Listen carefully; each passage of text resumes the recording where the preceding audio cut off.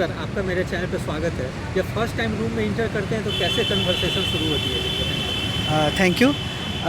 First time जब हम लोग इंटर करते हैं रूम में तो हम लोग सबसे पहले जो सेंटर में बैठे होते हैं वहाँ पर वो बीपीएससी के सर होते हैं और बगल में ऑनरेबल जस्टिस होते हैं। तो सबसे जो पहला कन्वर्सेशन है वो बीपीएससी के सर शुरू करते हैं और एक एवरेज पहला क्वेश्चन यही रहता है कि आपने ग्रेजुएशन कब किया और उसके बाद आप क्या कर रहे थे, और उसके बाद वो आप क्या जवाब देते हैं उसके आधार पर वो आपसे 2-3 क्वेश्चन करते हैं।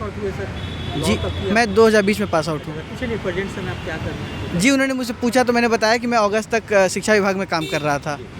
उससे रिलेटेड कुछ क्वेश्चन पूछे? जी, उससे रिलेटेड उन्होंने 1-2 क्वेश्चन पूछे शिक्षा विभाग से रिलेटेड, लेकिन उन्होंने पूछा कि बच्चों की उपस्थिति को सुनिश्चित करने के लिए एक केस चल रहा था माननीय न्यायाधीश संजय करोल जी के कोर्ट में, तो उसके बारे में आप कुछ जानते हैं? मैंने कहा कि सर ये मेरे कार्यकाल के दौरान का मैटर नहीं है तो मुझे जानकारी नहीं। जी, उस केस पे मैं सॉरी बोल दी। फिर ऑनरेबल जस्टिस ने ट्रांसफ़र ऑफ प्रॉपर्टी एक्ट से रिलेटेड कुछ क्वेश्चन पूछे, lease, licence, transferability of property पे। फिर जो दूसरे पैनलिस्ट सदस्य थे उन्होंने लिविंग वेजेस पे क्वेश्चन पूछा। फिर उसके बाद एक दूसरे पैनलिस्ट उन्होंने मेरे जॉब से रिलेटेड एक और क्वेश्चन पूछा कि अगर कोई कैंडिडेट आपसे 10th या 12th का सर्टिफिकेट मांगता है, मार्कशीट मांगता है, तो आप कैसे डिस्पोज करेंगे उस इशू को। तो मैंने कहा उसके लिए अलग से डिपार्टमेंट है यहाँ पर, बिहार स्कूल एग्जामिनेशन बोर्ड, बाकी जो माननीय न्यायालय का आदेश हो उस हिसाब से। फिर जो लास्ट पैनलिस्ट थे उन्होंने मुझसे पूछा कि आप एडवोकेट के रिक्विजाइट के बारे में बताइए कि कैसे आप एडवोकेट बनते हैं, कैसे आप रजिस्टर होते हैं, और एक एडवोकेट बनने के लिए मिनिमम क्या क्वालिफ़िकेशन है। तो ये उन्होंने मुझसे पूछा, तो ये मैंने बताने का कोशिश किया। कितने प्रश्न पूछे गए मुझसे लगभग लगता है आपको? मुझसे लगभग 10 या 12 प्रश्न थे। आपने सारे प्रश्न का जवाब दिया, सॉरी भी बोला? नहीं, मैंने सॉरी बोला। एक्चुअली जो मेरे जॉब से प्रोफाइल से रिलेटेड उन्होंने 2 क्वेश्चन पूछा, वो दोनों ही मेरे कंसर्न डायरेक्टरेट से नहीं था। तो इसमें मेरी भी गलती है कि मैंने उन्हें ये ब्रीफ नहीं किया कि सर मैं प्राइमरी एजुकेशन में ही काम करता था, तो उसके हिसाब से उन्होंने ये किया। और वही 2 क्वेश्चन पे आपने सॉरी बोला? जी, एजुकेशन डिपार्टमेंट पे। और उसके बाद उन्होंने एक वसीयत से रिलेटेड क्वेश्चन पूछा था, उसमें भी एक पार्ट में मैंने सॉरी बोला, बाकी मैंने जवाब दिया। तो कैसा बोर्ड का रिएक्शन रहता है जब आप सॉरी बोलते हैं?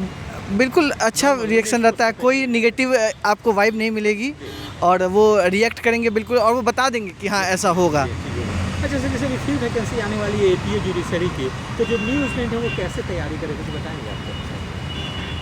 तैयारी के लिए सबसे पहले जो मेरी सीमित समझ है उसमें ये है कि आप स्टेट पे तो फोकस बिल्कुल रखें।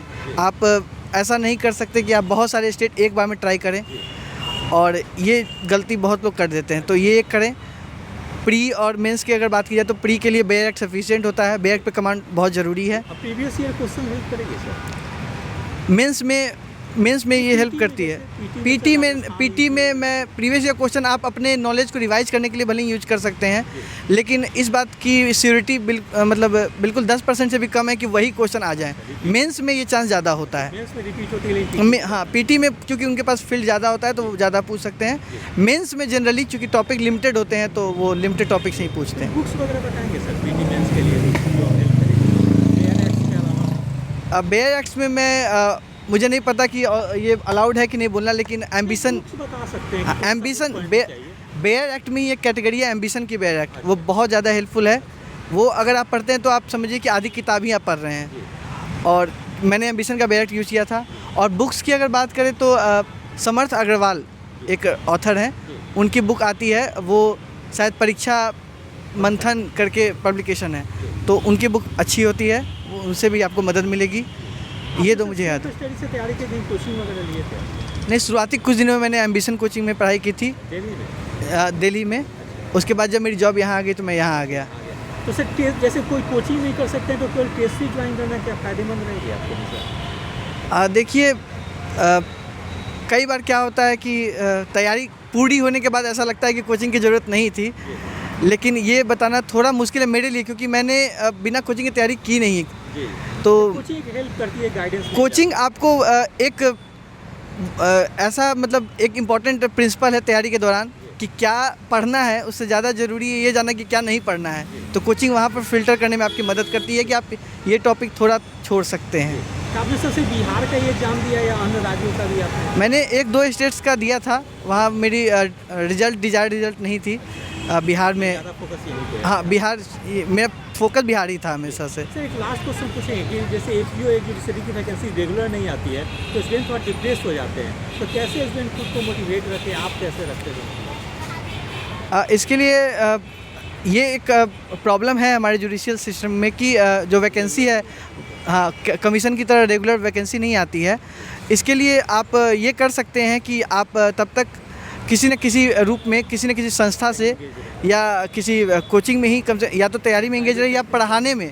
और अगर आपको सिर्फ और सिर्फ जुडिशरी में ही जाना है तो बेहतर होगा कि आप पढ़ाई का ही क्षेत्र जारी रखें, पढ़ाने का क्षेत्र जारी रखें, तो ये मदद करेगा।